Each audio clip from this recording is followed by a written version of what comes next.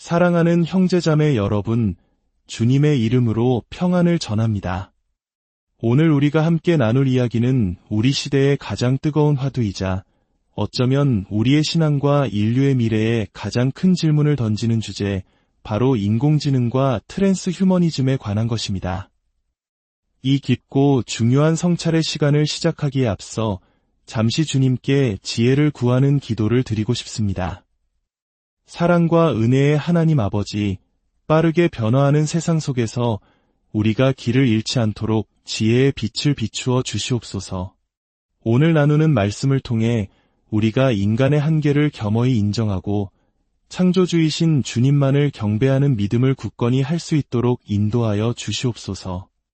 이 이야기가 더 많은 영혼에게 닿아 이 시대에 주시는 주님의 경고와 사랑의 메시지를 함께 나눌 수 있기를 소망합니다. 만약 이 영상이 여러분의 마음에 울림을 준다면 좋아요와 구독을 통해 이 은혜를 널리 전하는 일에 동참해 주십시오. 여러분의 작은 손길이 복음의 나팔이 될 수 있습니다. 예수님의 이름으로 기도드립니다. 아멘. 우리는 지금 인공지능, 즉 AI가 인간의 지능을 뛰어넘는 특이점이 멀지 않았다고 말하는 시대에 살고 있습니다. 이러한 기술의 발전은 인류에게 새로운 유토피아를 약속하는 것처럼 보입니다. 그리고 이 흐름의 중심에는 트랜스 휴머니즘이라는 거대한 사상이 자리 잡고 있습니다. 트랜스 휴머니즘이란 과학기술을 이용해 인간의 정신적, 육체적 능력을 개선하고 노화와 질병, 심지어 죽음까지 극복하여 현재의 인류를 뛰어넘는 새로운 존재, 즉 포스트 휴먼이 되려는 운동입니다. 이러한 사상을 가장 대중적으로 알린 인물 중 한 명은 이스라엘의 역사학자 유발 하라리입니다. 그는 그의 저서 호모데우스에서 충격적인 미래를 제시합니다. 호모데우스는 라틴어로 신이 된 인간을 의미합니다. 그 제목 자체가 그의 사상의 핵심을 드러내고 있습니다. 하라리는 인류가 이제 자연 선택에 의한 진화의 시대를 끝내고 스스로의 의지로 진화의 방향을 결정하는 지적 설계의 시대로 들어설 것이라고 주장합니다.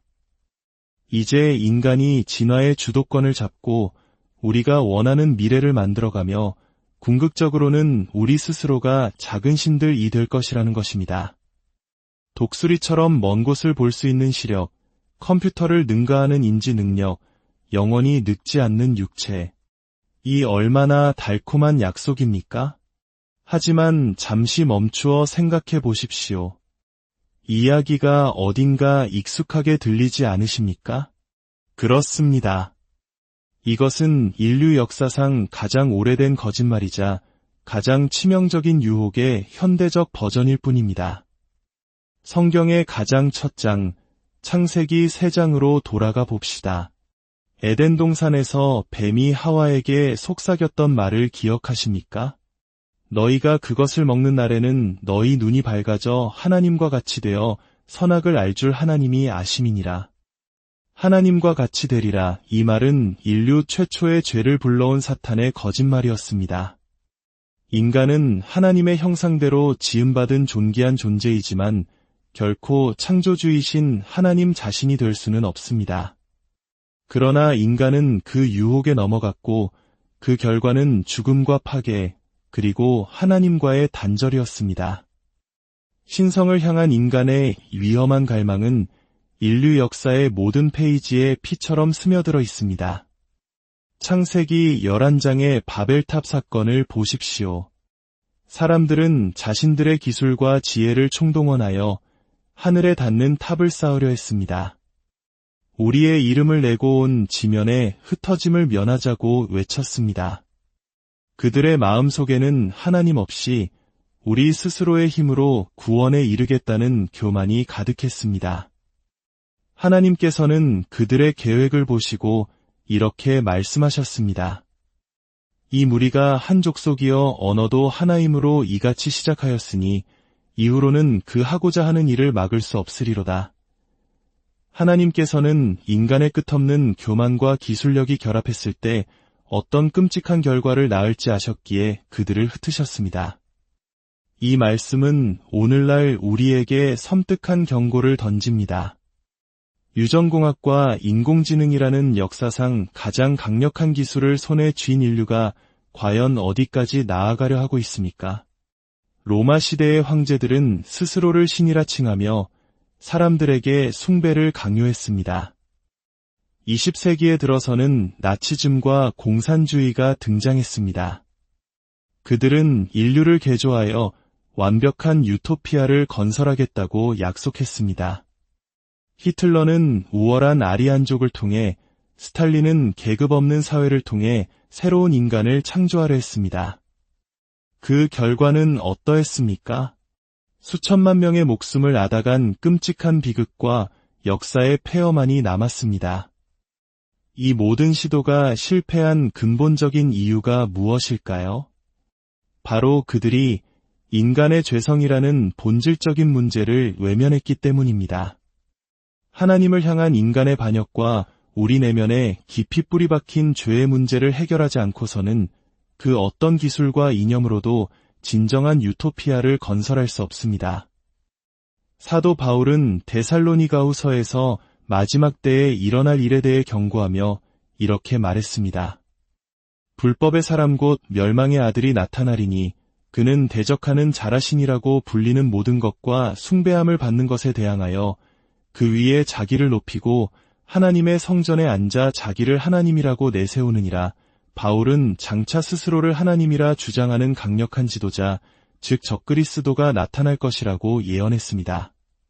그리고 놀랍게도 그러한 움직임을 일으키는 불법의 비밀이 이미 초대교회 시절부터 활동하고 있었다고 말합니다. 하물며 오늘날은 어떻겠습니까? 인공지능과 유전자 변형 기술을 통해 초인적인 능력을 갖게 된 존재가 나타나 스스로를 신이라 칭하며 세상을 미혹하는 일이 과연 영화 속 이야기일 뿐일까요? 20세기의 위대한 기독교 변증가이자 나니아 연대기의 저자인 C.S. 루이스는 이미 1940년대에 이러한 위험을 꿰뚫어보고 인간 폐지라는 책을 썼습니다. 이 책은 오늘날 모든 그리스도인이 반드시 읽어야 할 필독서와도 같습니다. 루이스는 이 책에서 과학기술을 이용한 인간 능력의 향상과 인간 본성의 근본적인 재설계를 구분해야 한다고 강조합니다. 예를 들어 제가 안경을 써서 시력이 좋아지는 것은 기능의 향상입니다. 이것은 인간의 본질을 바꾸는 것이 아니며 환영할 만한 일입니다. 하지만 만약 과학자들이 인간의 유전 정보, 즉 생식계열을 조작하여 후세대의 인간을 완전히 다른 존재로 바꾸어 버린다면 어떨까요? 루이스는 이것이 바로 인간성의 폐지로 이어질 것이라고 섬뜩하게 경고했습니다. 그렇게 태어난 존재는 더 이상 인간이 아니라 과학자들이 만들어낸 인공물에 불과하다는 것입니다. 과학의 최종적인 승리가 곧 인류의 종말이 되는 역설적인 상황이 벌어지는 것입니다. 저는 지금 이 순간에도 세계 어딘가의 비밀스러운 실험실에서 인간의 유전 정보를 바꾸려는 끔찍한 실험이 자행되고 있을지 모른다는 두려움을 느낍니다. 할 수 있는 일이라면 해야만 한다는 도덕적 잣대 없는 과학만능주의가 인류를 어디로 이끌고 있습니까? 사랑하는 형제자매 여러분, 트랜스휴머니즘과 인공지능이 우리에게 던지는 가장 큰 위협은 기술 그 자체가 아닙니다. 진짜 위험은 우리 자신을 창조주 하나님의 자리에 올려놓으려는 교만입니다. 피조물로서의 본분을 잊고 스스로 구원자가 되려는 고대의 유혹이 최첨단 기술의 옷을 입고 우리를 다시 찾아온 것입니다. 우리는 어떻게 해야 합니까? 기술 발전을 무조건 거부하고 과거로 돌아가야 할까요? 아닙니다. 성경은 우리에게 무지를 강요하지 않습니다. 대신 우리에게 분별력을 가질 것을 요구합니다. 우리가 붙잡아야 할 해답은 오직 하나입니다. 인간의 한계와 죄성을 겸허하게 인정하고 우리의 소망을 인간의 기술이 아닌 오직 창조주 하나님께 두는 것입니다. 우리의 힘으로 유토피아를 건설하려는 모든 시도는 결국 또 하나의 바벨탑이 될 뿐입니다. 이 혼란스러운 시대를 살아가는 우리 모두에게 하나님의 크신 은혜와 지혜가 함께하시기를 기도합니다. 우리의 자녀들이 인간의 존엄성을 잃지 않고 과학기술의 주인이신 하나님의 영광을 위해 살아가는 세대가 되기를 소망합니다. 주님께서 주시는 참된 평안이 여러분과 여러분의 가정에 늘 가득하기를 축복합니다.